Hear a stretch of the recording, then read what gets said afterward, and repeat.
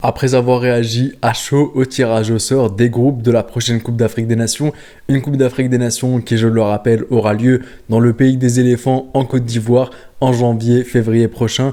On s'attaque aujourd'hui au 4e épisode, un épisode sur le groupe D de la prochaine Coupe d'Afrique des Nations, de la mini-série que j'ai nommée Parlons-en, où je parle de tous les groupes de la prochaine Coupe d'Afrique des Nations sous la forme suivante: présentation des équipes du groupe, leur histoire en Coupe d'Afrique des Nations, leur qualification à la CAN 2023, leur bilan, leur état de forme depuis l'année civile 2023 et enfin l'historique des face-à-face entre les équipes du groupe. Et avant de commencer le sujet de la vidéo, n'hésitez surtout pas à vous abonner si ce n'est pas encore fait. Objectif 20 000 abonnés avant le début de la Coupe d'Afrique des Nations.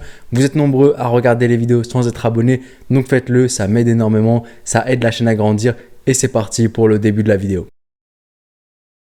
Et commençons tout d'abord très rapidement avec la présentation des équipes de ce groupe D. On a l'Algérie, le Burkina Faso, la Mauritanie ainsi que l'Angola. Et passons maintenant à la deuxième partie de la vidéo, leur histoire en Coupe d'Afrique des Nations, où on voit le nombre de participations à la CAN, le nombre de CAN remportées ou le maximum qu'une équipe a pu atteindre lors d'une compétition et enfin son parcours lors de la dernière Coupe d'Afrique des Nations que l'équipe en question a disputée. On commence tout d'abord par la première équipe de ce groupe, à savoir l'Algérie, les guerriers du désert. Ils participeront en janvier prochain à leur 20e Coupe d'Afrique des Nations. Ils ont remporté la CAN à 2 reprises, récemment en 2019 en Égypte et enfin lors de sa dernière Coupe d'Afrique des Nations jouée, c'était au Cameroun en 2021-2022, l'Algérie était sortie dès les phases de groupe. Pour ce qui est maintenant du Burkina Faso, en janvier prochain en Côte d'Ivoire, ils participeront à leur 13e édition de Coupe d'Afrique des Nations. Le Burkina Faso n'a jamais remporté la Coupe d'Afrique des Nations. Ils sont en revanche arrivés en finale. Ça a été leur meilleur parcours en 2013. Finale perdue contre le Nigeria. Et lors de sa dernière CAN jouée, le Burkina Faso a atteint la demi-finale. C'était la dernière Coupe d'Afrique des Nations qui avait eu lieu au Cameroun en 2021-2022. Passons maintenant à la troisième et avant-dernière équipe de ce groupe D, la Mauritanie. Ils participeront en janvier prochain à leur 3e édition de Coupe d'Afrique des Nations de leur histoire. La Mauritanie n'a jamais remporté la Coupe d'Afrique des Nations. La Mauritanie n'a jamais atteint la phase à élimination directe. Ils se sont toujours arrêtés lors de leurs 2 Coupes d'Afrique des Nations disputées en phase de groupe et logiquement à la dernière Coupe d'Afrique des Nations qu'ils ont disputée au Cameroun en 2021-2022, ils se sont aussi arrêtés en phase de groupe. Et enfin, la dernière équipe de ce groupe D, à savoir l'Angola, ils participeront à leur 9e Coupe d'Afrique des Nations de leur histoire en janvier prochain. L'Angola n'a jamais remporté la Coupe d'Afrique des Nations. Leur meilleur parcours, c'était un quart de finale et lors de leur dernière CAN disputée, à savoir la CAN 2019, l'Angola s'était arrêté en phase de groupe. Et passons maintenant à la troisième partie de la vidéo, qualification à la CAN 2023. Dans quel contexte est-ce que les équipes se qualifient à la CAN 2023? On va regarder la phase de groupe de qualification à la CAN 2023, combien de matchs gagnés, combien de matchs perdus, combien de matchs nuls, combien de buts inscrits, encaissés, etc. etc. Et commençons tout d'abord avec l'Algérie. L'Algérie, lors des qualifications, a terminé première de son groupe. Elle a joué 6 matchs, 5 victoires, 1 match nul, 0 défaite. L'Algérie a donc accumulé un total de 16 points, ce qui fait de l'Algérie, lors des qualifications à la CAN 2023 en Côte d'Ivoire, l'équipe qui a amassé le plus de points, la meilleure équipe en soi, et ils ont marqué 9 buts et ont encaissé 2 buts. Le Burkina Faso maintenant, tout comme l'Algérie, termine premier de son groupe de qualification.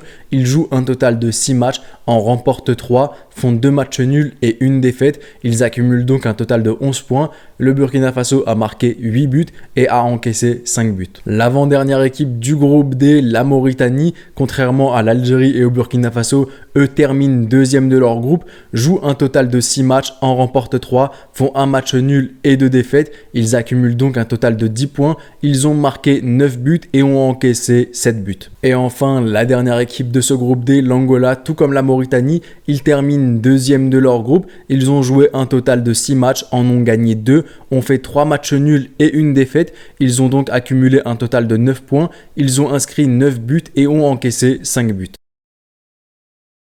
Et passons maintenant à la quatrième et avant-dernière partie de la vidéo, l'état de forme sur 2023. Quid de la dynamique dans laquelle s'inscrivent les équipes depuis le début de l'année 2023? Est-ce que les équipes sont en forme ou pas en forme? Alors bien entendu, je le répète à chaque vidéo dans laquelle je regarde un état de forme, les vérités d'hier ne sont pas les vérités d'aujourd'hui, ni celles de demain, et absolument tout peut changer. Par exemple, vu qu'on parle de l'Algérie avant la Coupe d'Afrique des Nations au Cameroun était tout de même sur une série d'invincibilité. Personne ne pouvait penser que l'Algérie allait être éliminée en phase de groupe.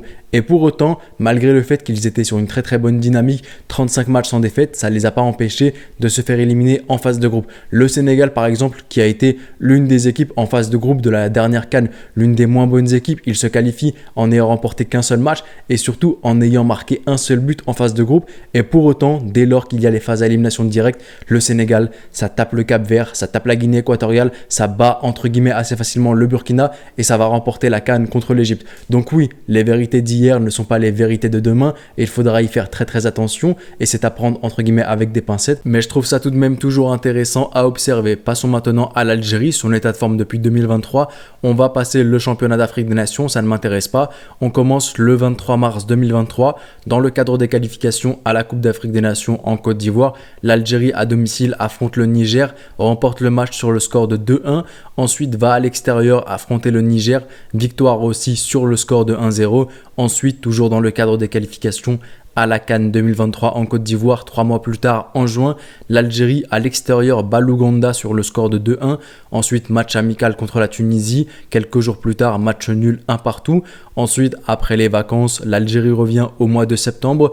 Match dans le cadre des qualifications à la Coupe d'Afrique des Nations où ils font 1-0-0 contre la Tanzanie. Et pour le coup, ce match, j'aimerais en parler parce que l'Algérie et Djemal Belmoadi, même les matchs contre le Niger, contre l'Ouganda, on voit des scores très très légers. Je trouve qu'il ne faut pas regarder juste la forme, mais regarder le fond. Il a testé énormément de nouveaux joueurs. Il a donné du temps de jeu à de nouveaux joueurs. Il les a mis dans les conditions. Il les prépare pour les prochaines compétitions et prochaines échéances. Donc les petits scores comme ça, c'est pas si alarmant parce qu'il teste de nouveaux joueurs et c'est bien sur le long terme. Ensuite, on a un match amical quelques jours plus tard contre le Sénégal à l'extérieur, au Sénégal justement, que l'Algérie remporte sur le score de 1-0. Et ensuite, un mois plus tard, lors de la trêve internationale, match amical contre le Cap-Vert, l'Algérie explose le Cap-Vert sur le score de 5-1. Et ensuite, quelques jours plus tard, Égypte-Algérie, match nul. Et si je peux un peu rebondir sur l'Algérie, vu que je débriefe pas mal l'Algérie et j'observe de près et de loin l'Algérie, je peux dire que sur l'année 2023, je suis plutôt satisfait de l'Algérie. J'en avais d'ailleurs fait un bilan et où même je parlais de Djemal Belmoadi dans une vidéo « Doit-on virer Djemal Belmoadi ?» et où je disais « Avant 2023, j'aurais été enclin à le virer, mais depuis 2023, je trouve que c'est un homme qui ne commet plus les mêmes erreurs. C'est un homme qui a grandi, qui teste de nouvelles choses, qui prépare le long terme. C'est un homme qui n'est plus craintif, qui ne repose plus sur ses plus gros éléments lorsqu'il y a un gros match, histoire de juste avoir une victoire. Là, c'est un homme qui teste. Et si on peut regarder les matchs nuls de l'Algérie, par exemple, je dirais pas que c'est le problème, c'est la faute plutôt de Djemal Belmoadi, mais plutôt un état d'esprit de certains joueurs sur le terrain qui ne se donnaient absolument pas. Là, maintenant, on pourrait dire que c'est de sa faute de garder des joueurs comme Riyad Mahrez qui ne se donne absolument pas. Oui, il a une part de responsabilité. Il devrait peut-être parfois le mettre sur le banc, lui faire comprendre que ta place n'est pas acquise. Mais je trouve que dans l'ensemble, il travaille super bien. Il ne commet plus les mêmes erreurs et les erreurs viennent plutôt des joueurs sur le terrain. Alors oui, comme je l'ai dit, les joueurs sur le terrain, c'est lui qui les choisit. Donc ça peut être clairement de sa faute, mais vous avez un peu compris le truc. Mais enfin bon, passons maintenant au Burkina Faso. On commence avec le 24 mars 2023, le Burkina Faso qui à domicile entre guillemets affronte le Togo, victoire sur le score de 1-0 dans le cadre des qualifications à la prochaine Coupe d'Afrique des Nations. Ensuite, quelques jours plus tard, entre guillemets à l'extérieur contre le Togo, match nul 1 partout. Ensuite, un match contre le Cap-Vert au mois de juin, toujours dans le cadre des qualifications à la prochaine Coupe d'Afrique des Nations. Un Cap-Vert qui bat le Burkina Faso sur le score de 3-1. Et ensuite, on a un match toujours dans le cadre des qualifications à la Coupe d'Afrique des Nations en septembre où le Burkina Faso fait match nul contre les Swatini. Donc on voit que sur ces 4 derniers matchs de qualification à la Coupe d'Afrique des Nations, le Burkina Faso, il ne remporte qu'un seul match tout de même. Ils font une défaite et ensuite 2 matchs nuls. Ensuite, quelques jours plus tard, après le match contre les Swatini, match amical contre le Maroc, victoire du Maroc sur le score de 1-0. un mois plus tard, lors de la trêve internationale du mois d'octobre, Guinée équatoriale, Burkina Faso, match nul 0-0 contre la Guinée équatoriale. Et enfin, un match contre la Mauritanie, quelques jours plus tard, toujours match amical, enfin une victoire de la part du Burkina Faso qui n'avait plus gagné depuis 1, 2, 3, 4, 5, 6 matchs. Il n'avait plus gagné et enfin, il regagne. Et passons maintenant à la troisième équipe du groupe D, la Mauritanie. On commence dans le cadre des qualifications à la prochaine Coupe d'Afrique des Nations, le 24 mars 2023, un match contre la RDC à l'extérieur, perdu par la Mauritanie sur le score de 3-1. Ensuite, quelques jours plus tard, je crois que de mémoire, le match a été joué, mais la RDC a fait contestation. C'est pour ça qu'il a marqué 3-0. Je crois que de mémoire, il y avait une histoire de joueurs suspendus qui ne devaient plus jouer ou d'un joueur qui n'avait pas la bonne nationalité pour jouer. C'est pour ça qu'il a marqué 3-0 et que c'est la RDC qui gagne. Ensuite, 3 mois plus tard, le Soudan affronte la Mauritanie à domicile pour le Soudan, du coup à l'extérieur pour la Mauritanie. La Mauritanie remporte son match sur le score de 3-0 et justement 3 mois plus tard, au mois de septembre, la Mauritanie doit impérativement battre le Gabon pour pouvoir se qualifier à la prochaine Coupe d'Afrique des Nations et ils le font de justesse sur le score de 2-1. Et ensuite, lors de la trêve internationale du mois d'octobre, on a 2 matchs. Un match contre Madagascar remporté sur le score de 2-1 et un match contre le Burkina Faso perdu sur le score de 2-1. Et enfin, passons à la quatrième et dernière équipe de ce groupe D, à savoir l'Angola. On commence le 23 mars 2023. Défaite à l'extérieur contre le Ghana sur le score de 1-0. Puis ensuite, à domicile, match nul 1 partout contre le Ghana. C'est dans le cadre des qualifications à la prochaine CAN, je ne sais pas si je l'ai dit. Mais en tout cas, 3 mois plus tard, toujours dans le cadre de la même compétition, match à l'extérieur contre la République centrafricaine. Match remporté sur le score de 2-1 par l'Angola. La COSAFA Cup, cela ne m'intéresse pas. On revient ensuite en septembre, match contre Madagascar, match nul 0-0 pour l'Angola. Et ensuite, quelques jours plus tard, match amical contre l'Iran, perdu sur le score de 4-0 par l'Angola. Un mois plus tard, lors de la trêve internationale d'octobre, Angola-Mozambique, match nul sur le score de 1 partout. Et quelques jours plus tard, Angola-RDC, République démocratique du Congo, match nul sur le score de 0-0.